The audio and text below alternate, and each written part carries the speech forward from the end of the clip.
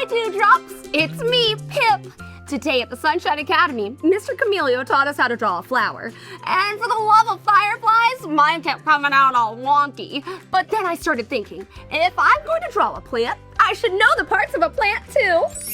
Plants have roots underground. Roots hold the plant in place and they soak up water from the soil, almost like a straw. The stem helps hold the plant up tall, and it carries water from the roots all the way to its leaves and flowers. Leaves help the plant make its own food using sunlight. It's like the plant is cooking with sunshine. And last but not least, my favorite part, the flower. Flowers help plants make seeds, so new plants can grow.